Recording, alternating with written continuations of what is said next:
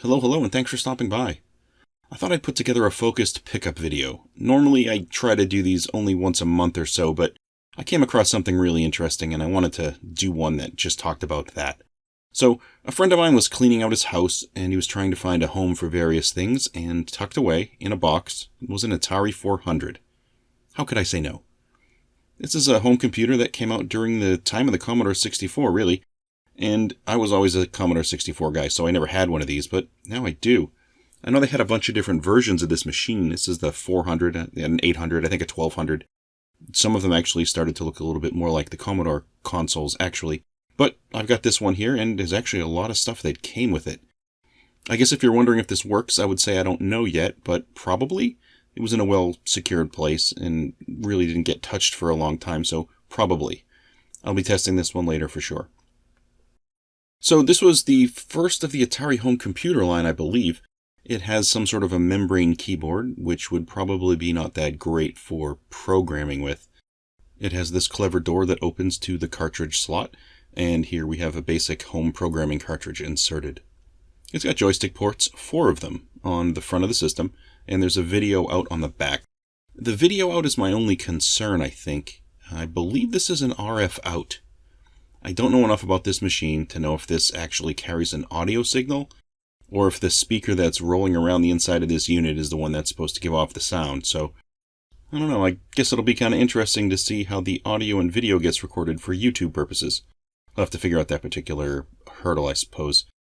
I have here what appears to be a modem. I don't even have a phone line to use this. However, it is sort of a piece of history and it's kind of neat looking, and I guess it's not going to take up too much space in the box, so I'm going to keep it. There's also a cassette drive, though I don't have any cassettes for it, and the eject button is a little sticky right now, but like I said, I have no cassette games, so this one can wait to get refurbed until later. I also, of course, have the applicable power bricks, of course, and they're large and heavy, and, well, they need to be cleaned. And, as you would imagine, it comes with an RF modulator. Although I don't have a large TV that can take this type of signal, I do happen to have a small black and white television that was part of this collection that will at least get me by until I can figure out the best way to get a signal. Very interesting. Came with an Atari Basic programming book. These types of books used to be really common back in the day. There were so many different computer manufacturers out there that you could go buy a system for. Everyone had a variation to the language they used, so you'd see stacks and stacks of books like this all over. This one came with the Wiko joystick as well. Wiko was a brand of third-party controllers, and I have another one that I'm in the middle of cleaning out right now. It's actually a pretty solid brand, and I think these are pretty popular. Happy to see this here. Then we've got a stack of games. Now, most of these games I have for other systems, but all the other systems, obviously these games are going to run differently on different machines. So I'm really happy to give all of these a look over time. First, we have a game that actually came with a box. Happy to see a box with anything, of course. This is Choplifter. Popular game. Happy to see it. Next, we got 2 games that were by some manufacturer I've never seen before, and their cartridges came in clamshell cases. It's basically a cartridge in a box, and it comes with a manual, so that's nice. Here we have a game called Submarine Commander. Looking pretty good. And we've got a game called Jumbo Jet Pilot.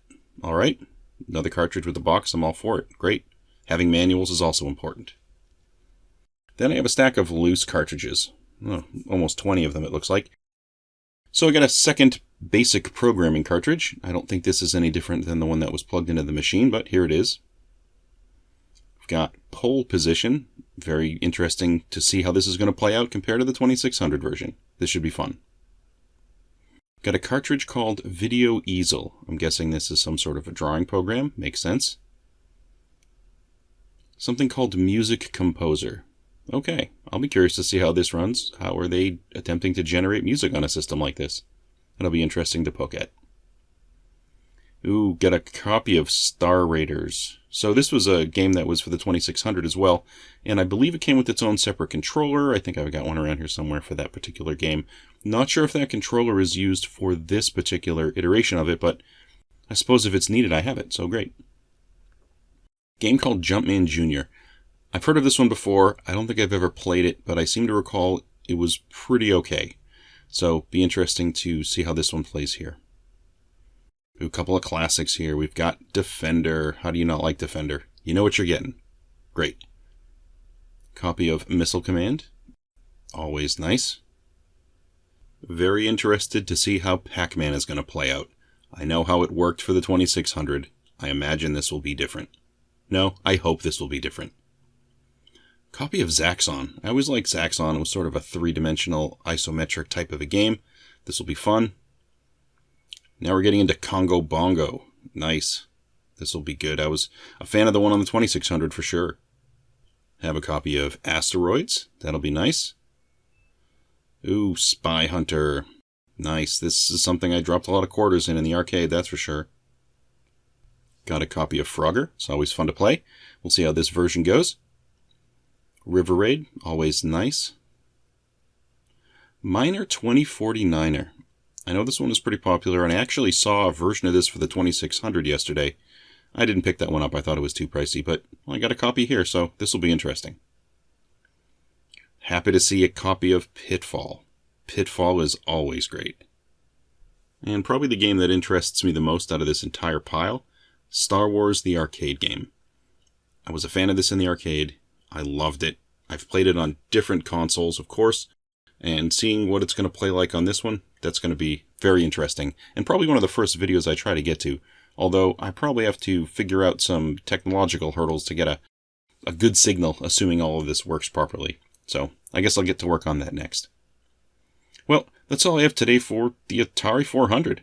If this is your type of video, please feel free to like and subscribe and all that good stuff, and thank you for stopping by to take a look. Hope to catch you on another video.